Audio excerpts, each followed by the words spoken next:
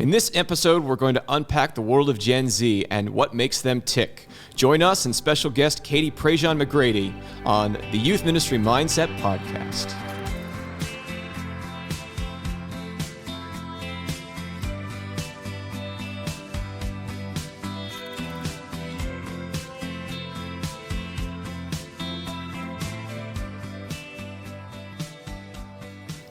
Well, hello, everyone. Welcome back to another episode of the Youth Ministry Mindset Podcast. I'm your host, Joshua Danis, joined by your co-hosts, Jordan Berry and Annie Grandel, voices from Alpha and YDisciple from Net Ministries. Today, we're also going to have a very special guest that we're going to introduce in a few moments. But why don't we go ahead and get started by just very briefly reviewing some of the key points of this goal that we have of exploring youth ministry for the future. Are we racing to do it? You go, Annie, you go. Well, I mean, I think the biggest thing is COVID presented us with an opportunity to reset and rethink the way we do youth ministry going forward. And we see just this great symbiosis between what Alpha does and what YDisciple provides to really shape the culture of youth ministry in the church. Yeah, and we know that many people listening to this actually have already felt that youth ministry in general probably wasn't working as they hoped. Mm-hmm. But we're just beginning a conversation around it and hopefully raising more questions to have more conversations, because this isn't the complete journey. This is just the beginning, and we're just trying to initiate the conversation that hopefully many more will have as we keep journeying together to 2021 and beyond. Yeah. My biggest takeaway from our opening presentation, our opening podcast together, was the importance of moving away from a transactional mentality in our ministry into a transformational ministry. And in fact, we talked about it through 4 lenses. Can you remind me of those, Jordan? Yeah, so we talked about how our spaces in the youth, when we create youth ministry spaces, they need to be real, they need to be relational, they need to be reliant on the Holy Spirit, and they need to be reproducible. Yeah, great guidelines for moving away from transaction. And Annie, we actually have a very special guest who I think should be able to lean in with us a little bit into this concept of the real. Who do we have today? Yeah, so today, super excited to have with us Prejean McGrady. She is known to, you've maybe read some of her books. She was a youth minister. She was a teacher. She works for Ave Explores. Currently, she's a speaker. And I love her because she's a fellow Catholic working mom. And is often posting about her kids and that life on social media. She is a phenomenal voice when it comes to understanding Gen Z. And it's not just about statistics and a sociology experiment, but she's going to really bring to life the people of Gen Z and how we can walk with them and journey in their faith with them. Amazing. That's awesome. Well, welcome. So great to have you with us. Now we'd like to start. Thanks for having me, guys. Yeah, great. We like to start with a special question. Can you give us the 60-second version of what brought you where you are today? Oh, gosh. That's a great question. I think, so 60 seconds or less, we could kind of track it. Born and raised cradle Catholic, super involved in youth ministry, young adult ministry, growing up with my family too. My mom and dad were involved as volunteers. So was my sister. Went to a Catholic college, got a theology degree. I was a teacher for 5 years. I was a youth minister for 6 years. My husband also worked in youth ministry. That's kind of how we knew each other. We met on Facebook. It's a whole other story for a whole other day, but it's just proof of how millennial I actually am. And now we've got 2 kids, and I write books. I do podcasts from my kitchen. And my classroom experience, my youth ministry experience, I was always fascinated by what's making these young people tick. Not just like, what are we teaching them? How are we engaging the faith with them? But like, what are they doing when they go home and they're staring at their phones, when they're hanging out with their friends at the Sonic drive-in? Why are they reacting to certain stressors in a certain way? In my next life, I joked with Annie when she asked me to do this. It's like, in my next life, I'm going to get a PhD in sociology. For now, it's just a hobby. Yeah, and I mean, I think you said it so well. You were curious about not just how to teach them, but what makes them tick. And that curiosity is so important in ministering to young people and ministering to anybody. So talk to us. What makes Gen Z tick? Well, so my husband's in the classroom currently. I haven't been in the classroom since 2017. So I actually asked him last night, like, hey, in the time of COVID, when you have like 6 kids in your classroom every other hour because of like all the social distancing, what are you seeing in your students? Like, what's the current Gen Zers looking like?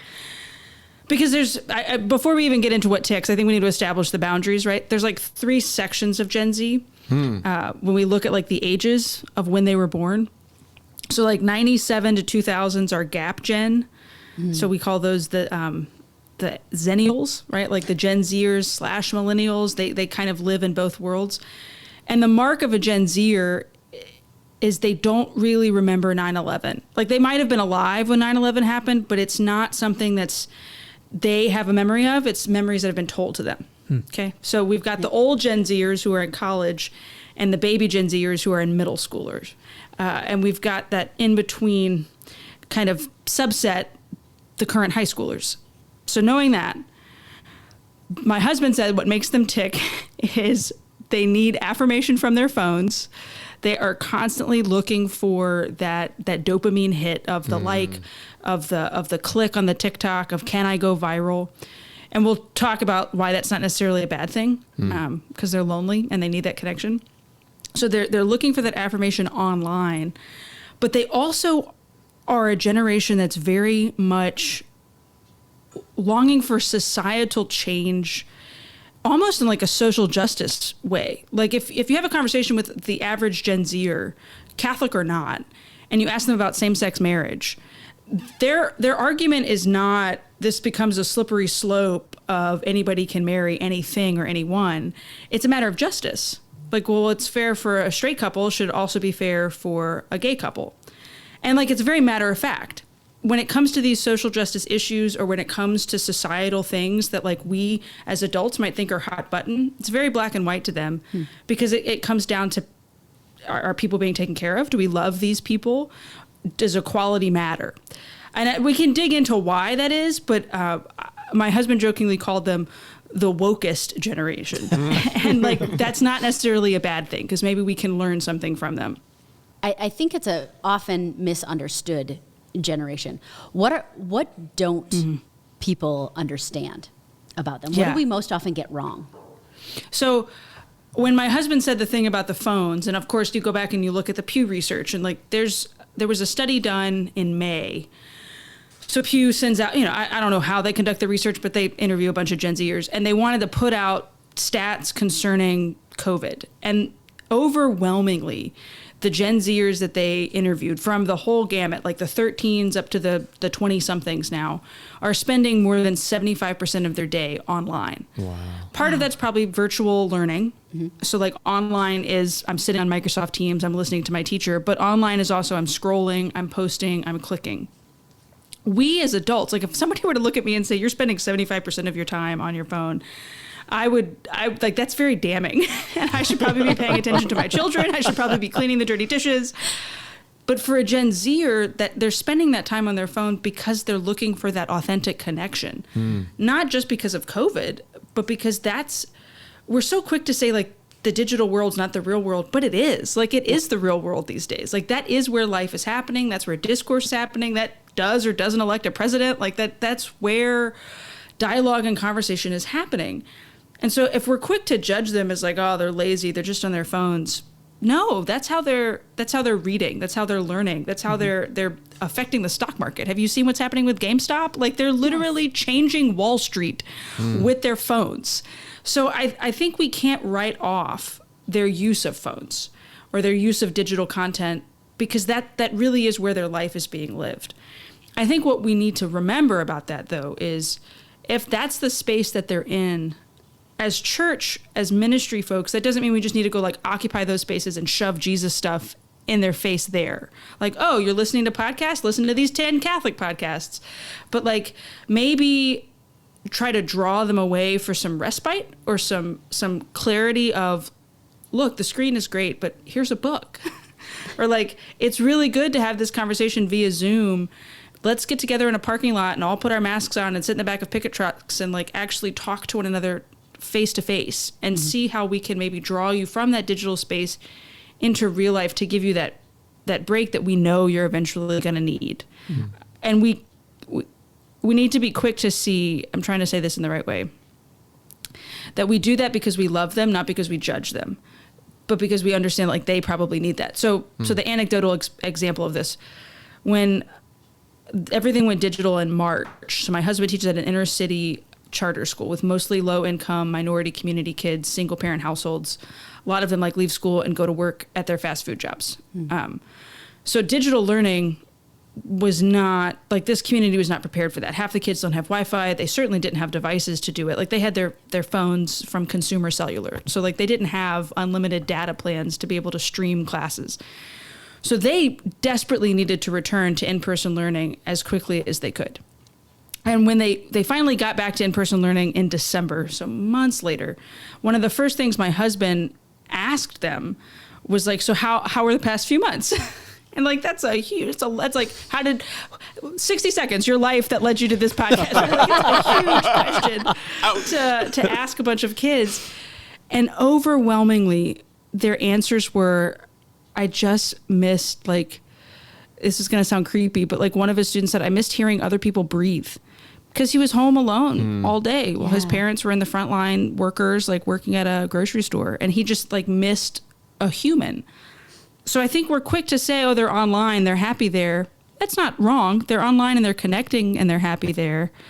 But they also really miss hearing somebody breathe or like having that conversation or physically touching another person. And I think we need to be really cognizant of that as we come out on the other side, if we are even close to that. That's really I'm great. Cajun. I'm going to ramble. You're going to have to cut me off as we're having this conversation.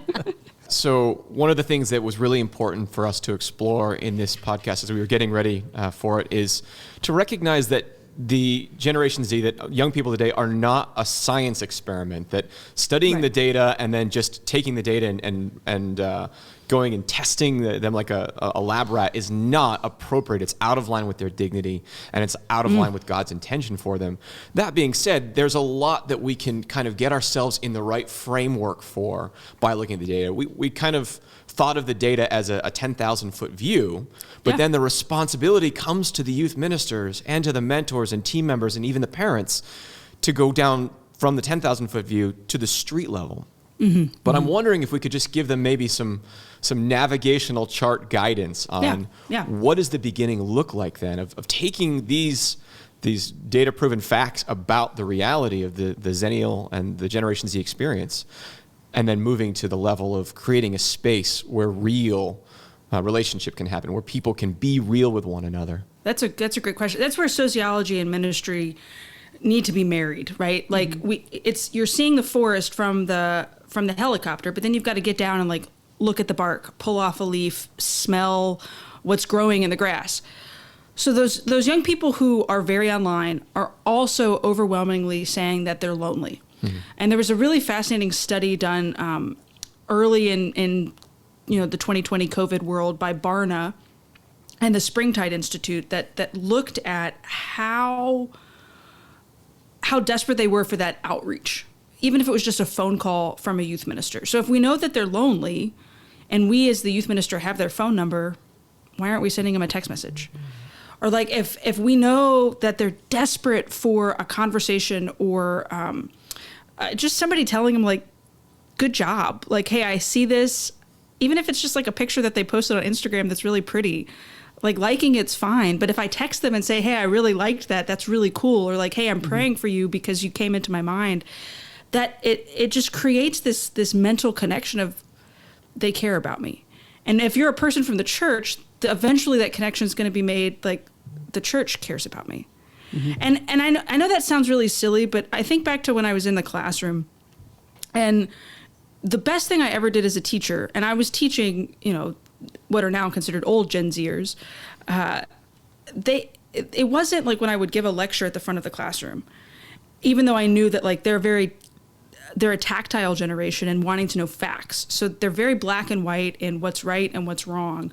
What does the church teach? Because so much of the world is so malleable. They want the church to give them something to hold on to, something meaty. But that I could give a stunning lecture.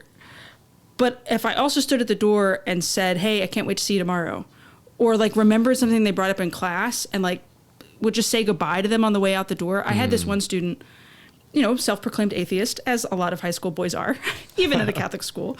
But every day he'd walk into the foyer of our theology department and he would like make his way into my classroom, and he would always have it was first period. So he hadn't yet like put his lunch in his backpack. And I'd ask him, hey, what's in the brown paper bag?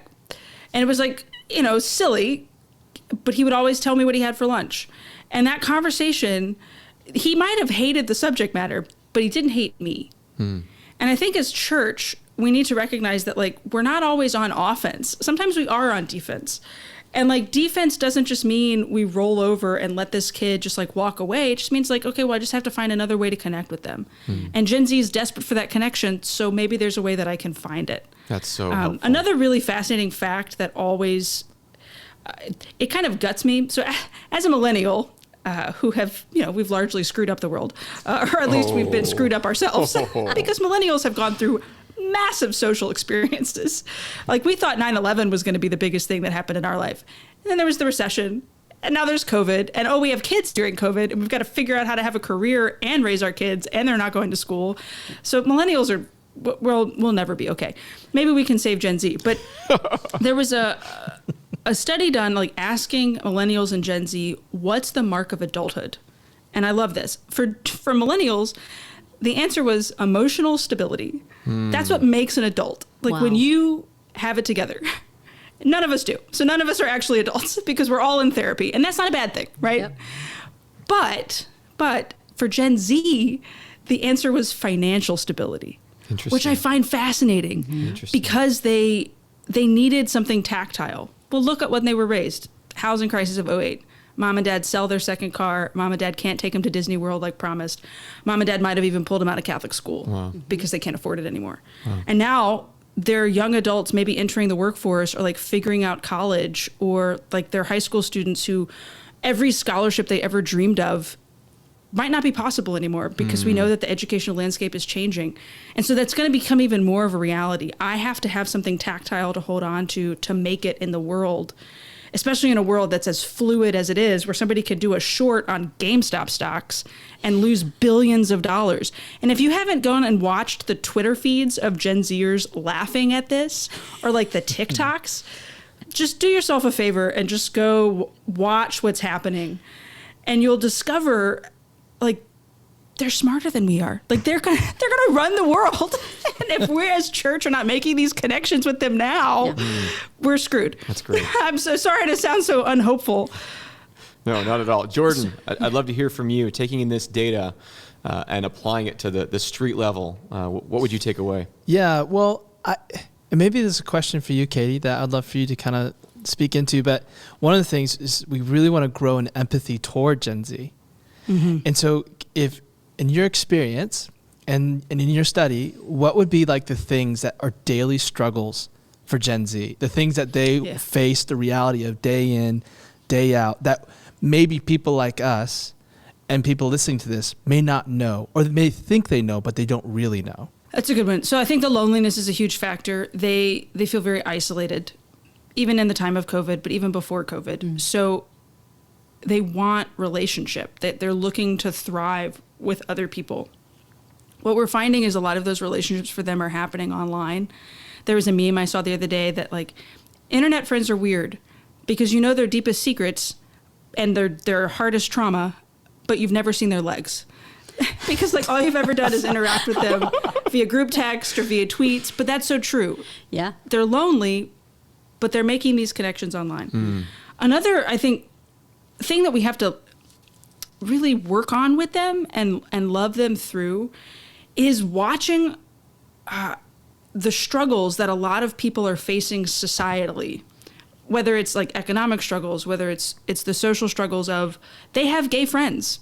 And sometimes as church, we don't talk about homosexuality in the best way or the most compassionate way. And so like they want a church that speaks love and truth, like this is what the church teaches, but doesn't do it in an accusatory or attacking kind of way. They're a generation they're struggling with, they're the most diverse generation. Like they're used to being around people that don't look like them. in a world that seems to be becoming even more and more segregated and divided. And so how we as people of the church, as leaders of the church, talk with them about what we teach and what's going on in the world, and the combination of those two and how they can actually live together well, even sometimes in tension, I think can help ease some of that pain of feeling isolated. I just had a conversation not long ago with a former student. She babysits for us. And she was a declared nursing major at her college. And with COVID and what's going on with COVID, she, like, and understandably doesn't want to be a nurse anymore. She's watching people on the front lines. She was doing her clinicals. Clinicals kind of got delayed because of everything going on with COVID. So she was going to have to, so she's making a massive shift from nursing to education, which is really not that far apart, I think, on the compassion level. Like, she's just a compassionate heart young lady. And so she texted me and she said, hey, like, I miss the girls. Can I come over for coffee? Like, we'll sit outside and I just need to talk to you. And like, it was good old Grace Ann wanting to talk to her former youth minister, former teacher. She just needed somebody to listen. She did not need me to fix it. She did not need my advice. She was feeling lonely and she needed somebody to process. And I think that's very true of a lot of Gen Zers. They just need somebody to listen to them and process. And this is a huge component of Christus Vivit from Pope Francis, that part of what we do as youth ministers is listen. That's Katie, the posture of God. You mentioned the example of the online experience of being able to relate and know their deepest, darkest secrets, but not having seen their legs. I reflect back on an experience of my wife when there was tragically a suicide in our church community, and her working with the young people and drawing out of them how they were coping with this experience. And many of them really struggled to share anything in person. But then because she had access to their broadcasted social media feed, they would share what was really going on in their hearts and their minds. Yep. And I wonder, as we as church grapple with that, what game plan ought we be taking to responsibly manage this content stream, but also this need to move to intimacy? Yeah. So I think if we think of social media as a public journal for these young people, I mean, even in, like, Annie and I know this, in the Catholic mom world, if somebody's posting it on social media in their stories or in their feed, they're probably dealing with something themselves. And so they're just like out loud processing and looking for external affirmation. And the same thing I think is true of Gen Z. So this is another little anecdotal thing from COVID. Did y'all see the Ratatouille musical that Gen Z created entirely on TikTok? The whole Gen Z movement created, the whole Gen Z generation created Ratatouille. Yeah, all of the Gen Zers got together. I lurk on TikTok. I've never created a TikTok. I just like watch them.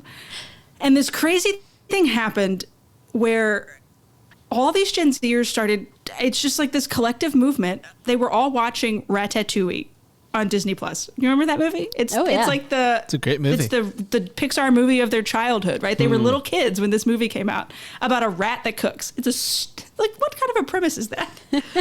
But that's my least favorite Pixar movie. Just the idea of a rat in the kitchen. But they took this movie that they all loved as kids. They're watching it together on TikTok. Like, they're doing like live streams of themselves watching this movie in their rooms, on their laptops, you know, like in the yard on a big blow up thing with everybody wearing masks. And then they start writing songs about it.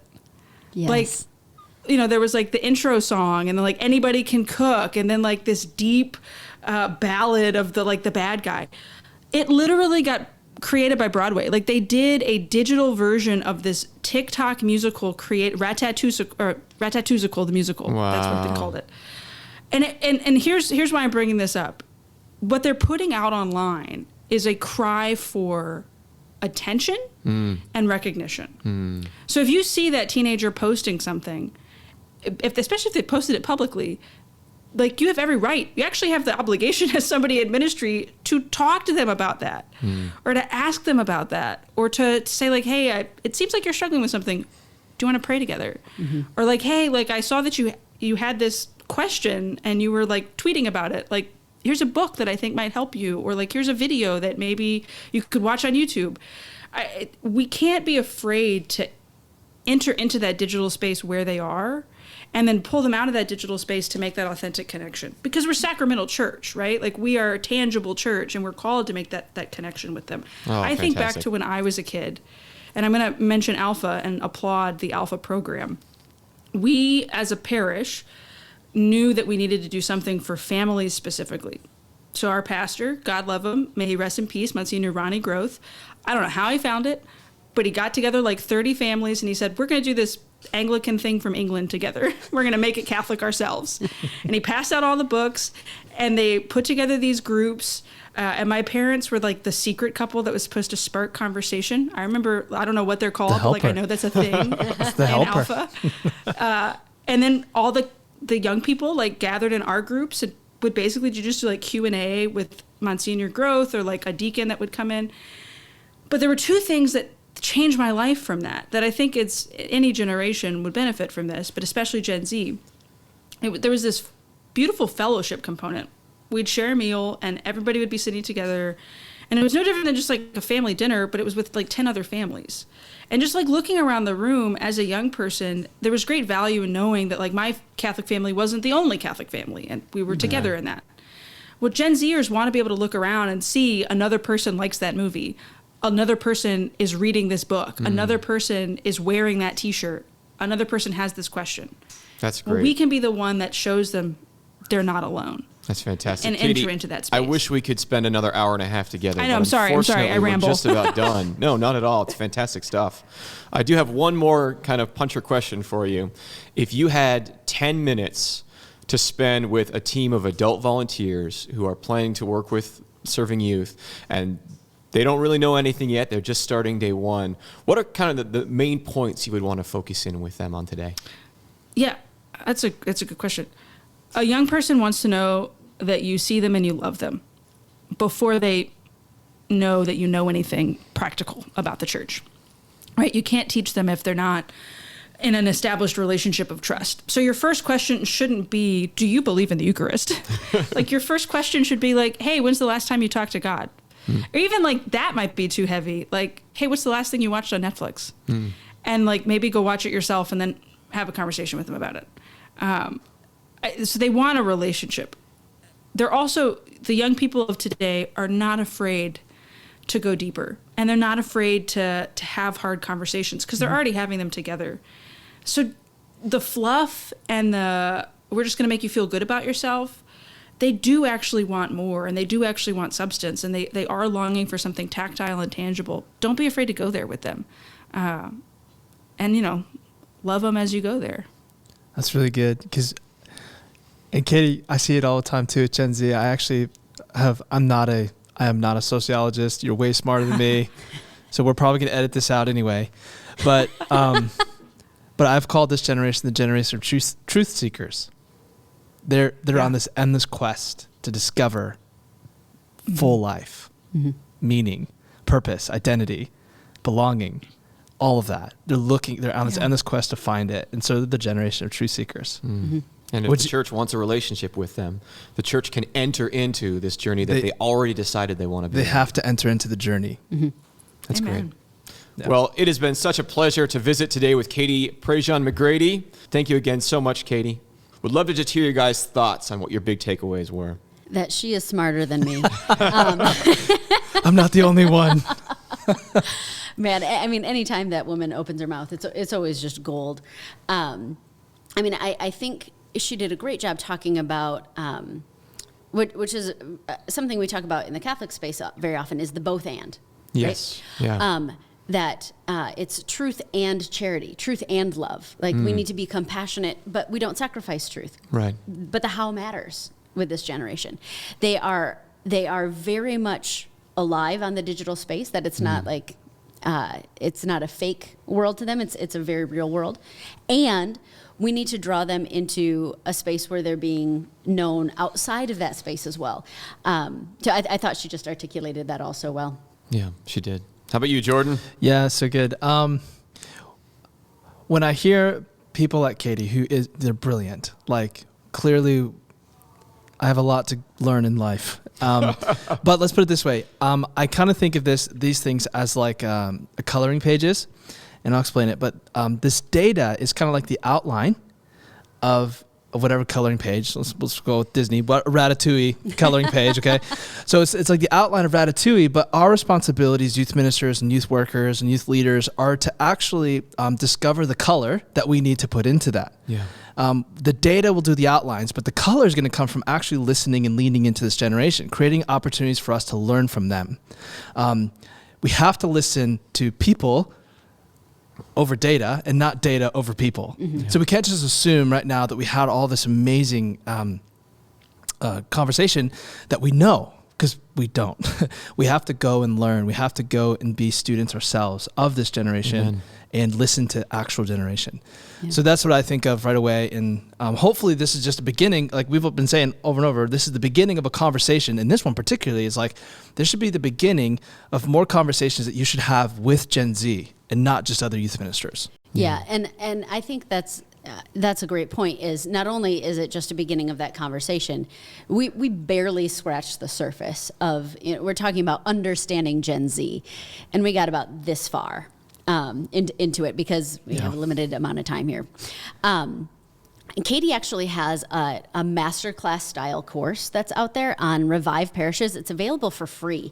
And it's hours long of her breaking open this stuff. So if any of our listeners find this interesting and want to dig deeper into that and hear more from Katie herself, there's more out there, and it's on reviveparishes.com. Yeah, that's great. Maybe we can also put a link for that on our website as well.